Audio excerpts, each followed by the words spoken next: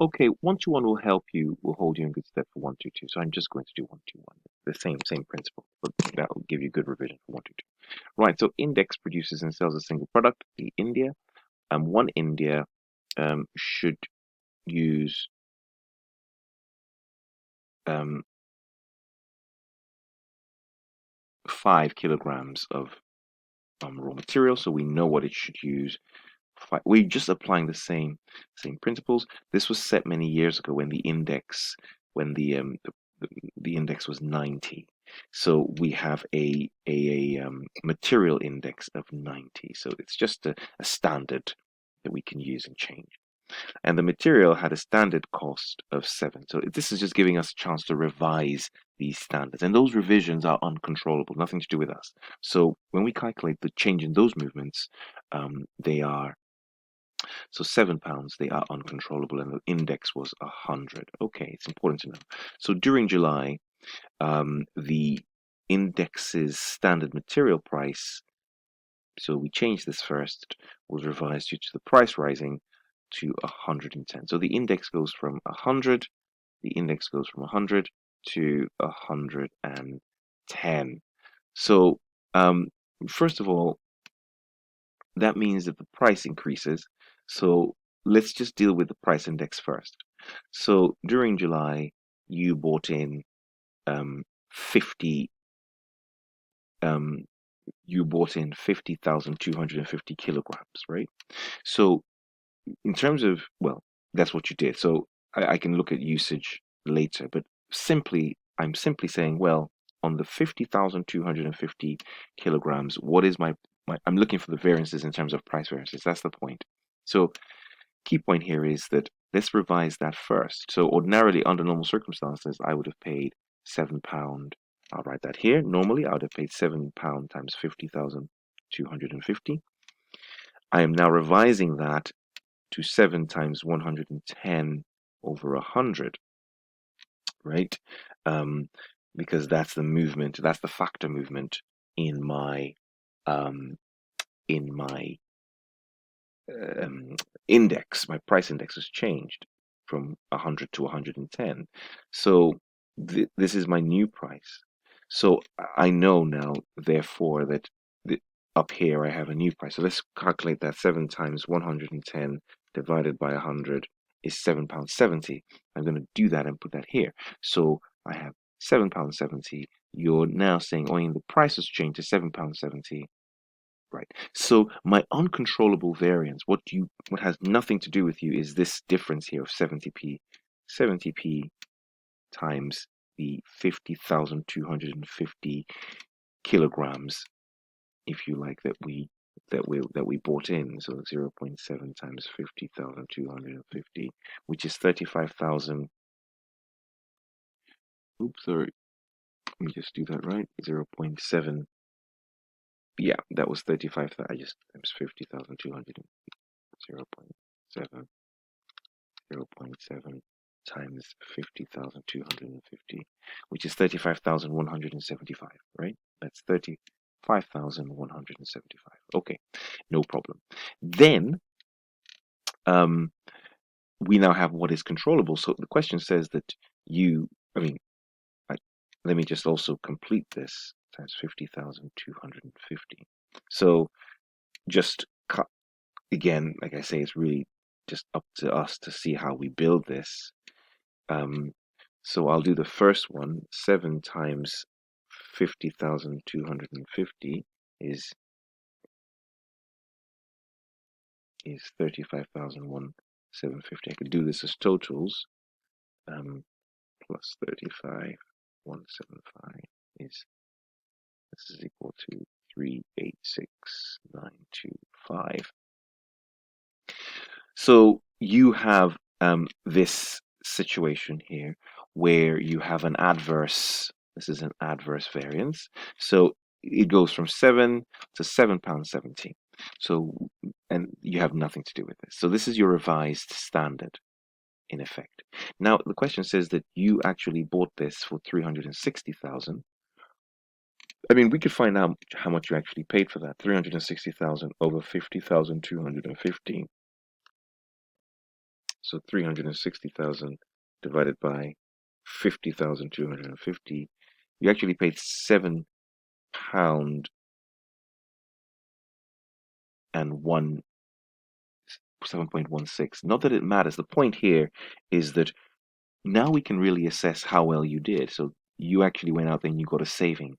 And so your revised standard is really the difference between your variance is the difference between your what you can control, what you were given as the new standard to work with, 386, and the what you actually paid. And so, I mean, this is technically 7.16 whatever times 50,250. So you have a difference, of course, of 386,925, 386,925 minus 360,000, which is 26,925. And so your favorable variance, which your controllable material price variance, is therefore 26,925. Favorable, right? So you went and you did a good deal. That's that. So that's the answer there, 26,925, and the answer here is 35,175. Okay, remember that really it's the that's sort of the first point, and we deal with that regarding the and that's how we deal with the price variances. Okay, and so we'll give ourselves sort of just clean up a little so we can deal with the usage variances. Now that we've done that, we know what's going on with pricing. With usages, in a way, it's rather neat. We're just focusing on the changes within volume, right? That's the point. So we'll keep everything as it was, kind of pretend we don't know about what's happened with pricing. So we can focus on purely the cost situation. So we can focus purely on the cost situation. Because the movements are happening, I'm interested in those movements now, as opposed to any other movement. So what do we have? So we are told that you currently need 5 kilograms. The plan was that you need 5 kilograms to make these units of 10,500. That was the plan. So therefore, initially we thought you would need 5 kilograms to times 10. Oh, I think I might have cut.